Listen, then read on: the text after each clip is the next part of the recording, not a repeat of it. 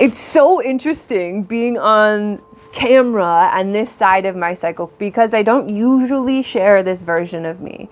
This version of me feels like every spectrum of emotions. This version of me feels like a wild shit show. And I'm coming on the other side of these, again, deep emotions, these deep sadnesses and fears and all these things that I'm realizing about myself and, you know, all the things.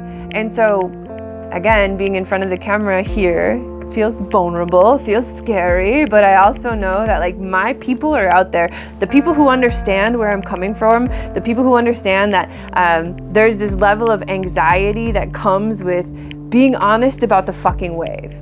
Because there's this consistency that is expected out of us that is just not fucking realistic. There's this consistency in this linear way of being that there's a subtle level of judgment if we can't uphold that. And we can't uphold that, not without experiencing disease.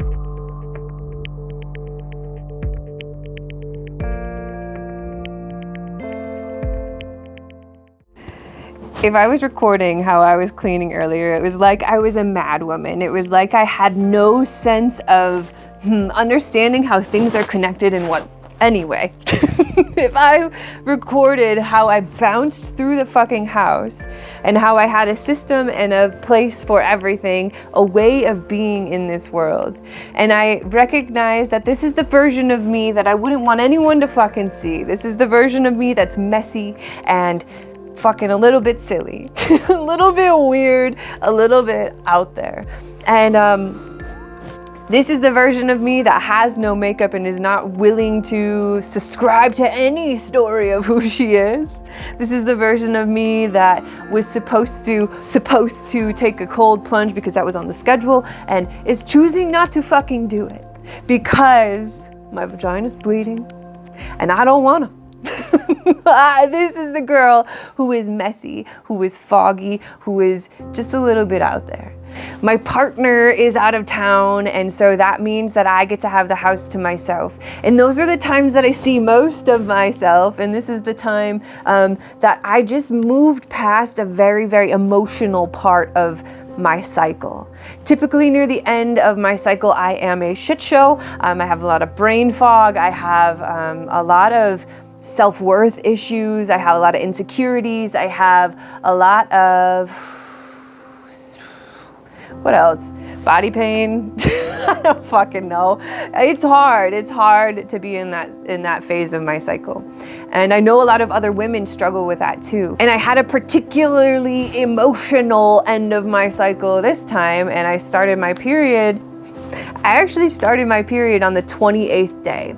And I felt very proud of my body because I used to be pretty regular on the 28th day. And then I've been experiencing some level of stress and pain in my emotional state. And I think I've been kind of holding on to like 33, 35 days. And the fact that I released in that way, I felt so proud of my body. I felt proud of me, proud of my mental, proud of all the things, right? And so coming to that side of it, I'm very fucking tired. I'm emotionally exhausted. I'm to the point of life where rest is a better thing to do than push myself to do a cold plunge, because a cold plunge will make me more productive. And it's like, bitch, sit down. Listen, Linda, listen.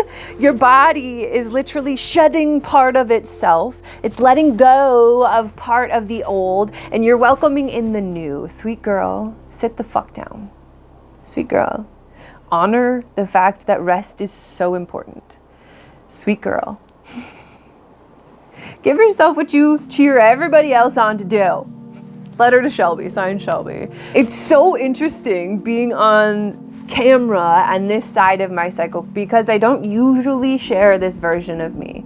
This version of me feels like every spectrum of emotions. This version of me feels like a wild shit show.